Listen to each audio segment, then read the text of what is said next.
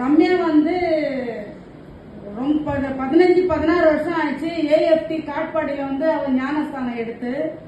ஆனா இதுக்கு முன்னால அவ சர்ச்சுக்கு போயிட்டு இருக்கும் போது வந்து எனக்கு தெரியாமே அவ சர்ச்சுக்கு போயிருந்தா ஸ்கூல் மூலியமா. சாயந்தரத்துல வரும்போதெல்லாம் நான் அவ சொல்லுவான், நான் இங்க போயிருந்தேன் அங்க போயிருந்தேன் அப்படின்னு சொல்லுவான். நான் ஸ்கூல் பசங்களோட சேர்ந்துட்டு அவ ஏஎஃப்டி சர்ச்சுக்கு போயிட்டு இருந்தா. சர்ச்சுக்கு போனது தெரிஞ்சிருந்து நான் ரொம்ப அவளை அடிச்சிருக்கிறேன், பெரம்பால அடிச்சிருக்கிறேன், ரொம்ப கஷ்டப்பட்டிருக்கிறேன் அவளை நான். ஆனாலும் இப்போ வந்து நான் வந்து ஆடுறதுனால ஏற்றுக்கிட்டேன். காரணம் என்ன அப்படின்னாக்கா நிறைய விஷயம் எனக்கு அவரு வழிகாட்டி இருக்கிறாரு. 30 வருஷ காலமா நான் தீ மிச்சிட்டு இருந்தேன். நான் இந்த சமயத்துல நான் இருந்த பொம்பளை. நான் எங்க காவடியோ எங்க ஒரு விஷயத்தினால ஓடிடுவேன். ரம்யாவை உள்ள விட்டுடுவேன், தேவையான தண்ணி கொடுத்துடுவேன், ஒரு டப்பால சாப்பாடு கொடுத்துட்டு போயிடுவேன். ஆனா ரம்யா சாப்பிட்டுக்குவா, சில வேலைங்கெல்லாம் அவ செய்துக்குவா. ஆனாலும் நிறைய விஷயமே எனக்கு அவரு வெளிப்படுத்தி இருக்கிறாரு. காரணம் என்ன அப்படின்னா, ரம்யா வந்து நிறையவே ப்ரேயர் பண்ணுவா. எங்க அம்மாவை என்னைக்கு மாத்தி என் கூட கொடுப்பீங்க, என்னைக்கு மாத்திட்டு என் கூட கொடுப்பீங்க அப்படின்ற வார்த்தை வந்து நிறைய யூஸ் பண்ணுவா. ஆனாலும் நான் ரம்யாவை அடிப்பேன், திட்டுவேன், ரொம்ப கோபமா பேசி இருக்கிறேன்.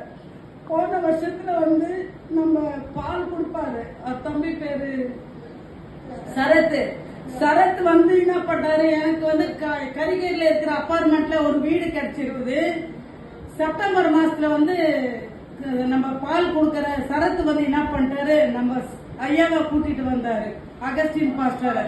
அவரை பார்த்ததுல இருந்து எனக்கு ஒரு மனசுக்குள்ள ஏதோ ஒரு சந்தோஷம் இருந்துச்சு.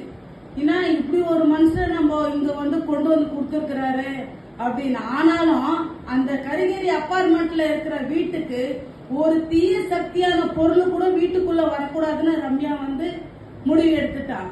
ஆனாலும் யாராச்சும் தீய சக்தியோட அந்த வீட்டுக்கு வர்றதுண்டாவே ரம்யா வெளிப்படையா சொல்லிடுவா, என் வீட்டுக்குள்ள வராதிங்க அப்படின்ற வார்த்தையை அவ சொல்லிடுவா. ஆனாலும் இருந்தாலும் அகஸ்டின் பாஸ்டர் வந்தது எனக்கு ஏதோ ஒரு மனசுக்குள்ள ஒரு சந்தோஷம் இருந்தது. ஆனாலும் அவர் வந்து போனதுல இருந்து எனக்கு அடுத்தடுத்து அவர் பிரேயருக்கு வாரத்துக்கு ஒரு முறை வந்து பிரேயர் பண்ணுவாரு.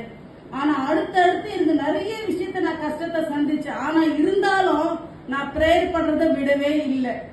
பிரேயர் பண்ணிட்டே தான் இருந்தேன். எப்போ எனக்கு டைம் கிடைக்குதோ பைபிள் எடுத்து வசனம் படிக்க மாட்டேன். கேலண்டர்ல இருக்கிற ஒரு வசனத்தையும் நான் படிச்சுட்டு வருவேன். ஆனா வேலை செய்துட்டே இருப்பேன், வசனத்தை படிப்பேன். பூண்டு உரிக்குவேன், வசனத்தை படிப்பேன். வெங்காயத்தை உரிப்பேன், வசனத்தை படிப்பேன். ஆனா யாருமே அந்த வேலையை செய்ய மாட்டாங்க. ஆனாலும் நைட்டு 10 மணி